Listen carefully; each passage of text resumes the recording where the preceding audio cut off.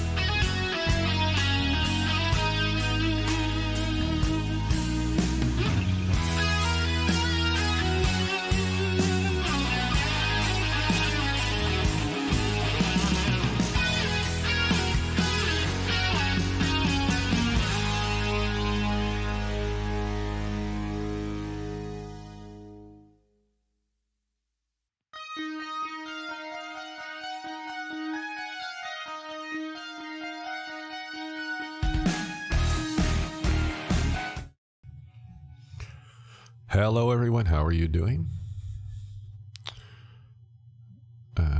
Welcome to another episode of Ask the Wizard, streaming live almost daily. You guys all know me. I'm Russ, Ask the Wizard. There.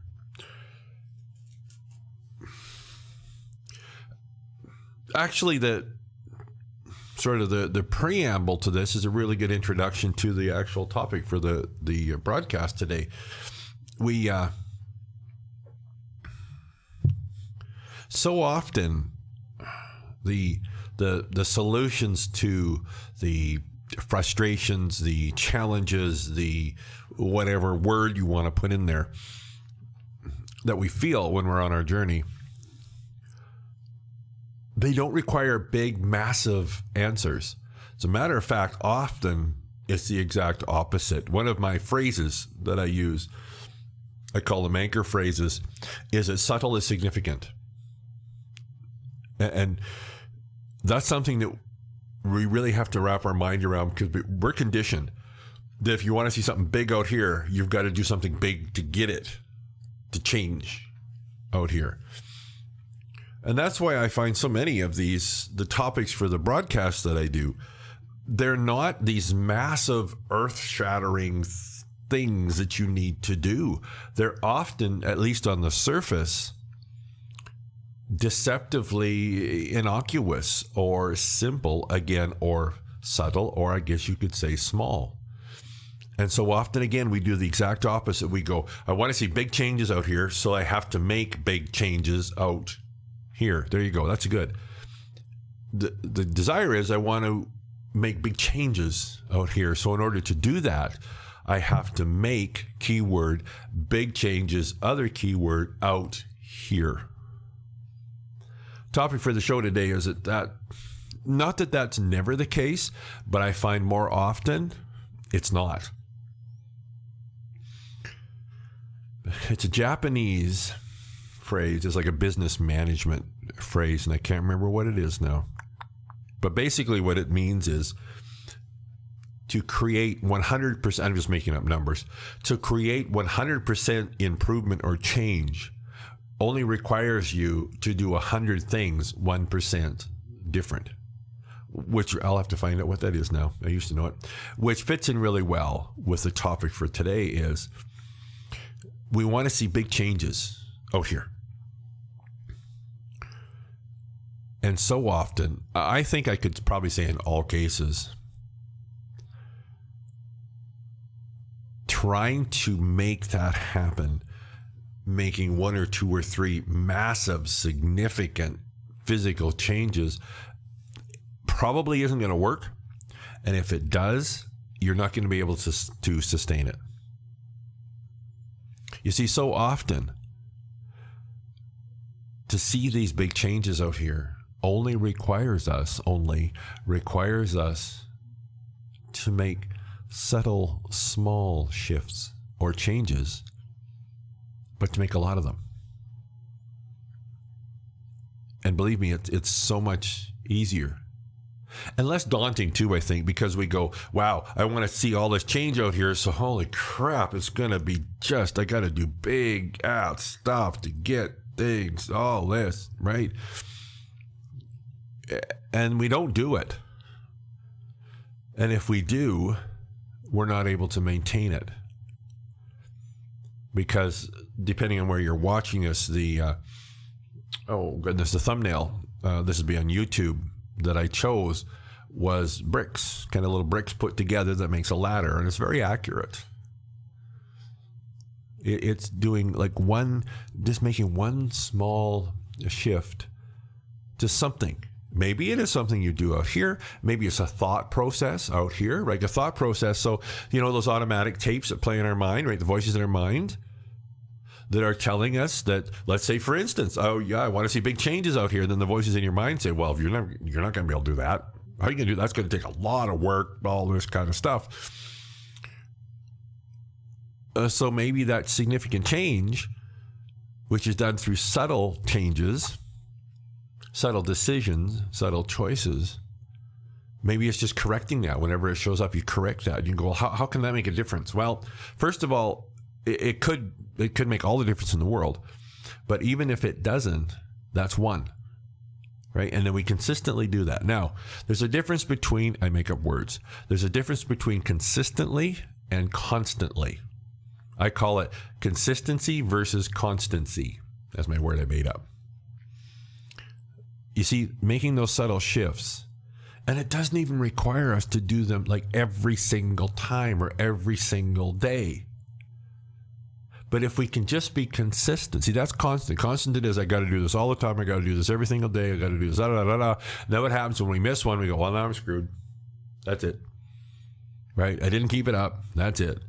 See, that's not what creates long-lasting change, is being consistent. So in the course of 7 days, this subtle shift that I made, I was able to accomplish it 4. Just making up numbers. Well, so that means you accomplished that change 1 more day than you didn't. And it's little things like that. You go, okay, but I did it there was 3 days I totally screwed it up. Yeah, but there's 4 days that you didn't. and being consistent with that. And then maybe next week you do it every day. Maybe the week after that you do it 2 days. You totally blow the damn thing. But that's okay, because it's not about constantly, it's about consistently. And it's not about making those huge, massive shifts. It's about changing this thing today, just a little thing today. And then tomorrow I'm going to change this little thing. And then the day after that, I'm going to change this little thing. And then next week, I'm going to change this little thing. It's all those little subtle, deceptively subtle shifts, either in things you do out here or things you're doing here, right? That add up. It's like compound interest, right? Both directions, right? It's those little things, those little shifts, those little changes that as we do them consistently, those are the things that start to build momentum and build momentum and build momentum. And then all those changes, it's like they achieve critical mass. And then all of a sudden, everything out here goes shift, shift, shift, shift. And you go, holy smokes, what just happened? I mean, I like it. I don't quite know what happened, but it happened.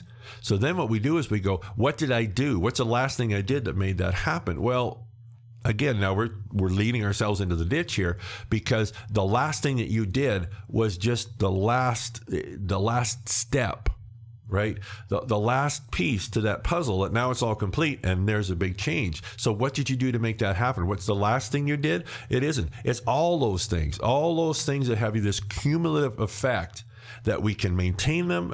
In the manifesting manual right over there, one of the chapters or sections is it's not a 100-yard dash, it's a marathon. It's choosing those little pieces that we can maintain for as long as it takes. Yeah, we'd like it to be sooner, but okay, we can still maintain it for as long as it takes. And you just keep doing them and do them and do them. And try not to measure your progress, because you can trip yourself up, right? You just keep doing them, right? And then all of a sudden that critical mass is achieved and bang, everything shifts in an absolute moment. That was it. Wasn't a long one today, but a very, very important one. Yeah, share. We're all in this together. And we'll see you on the web.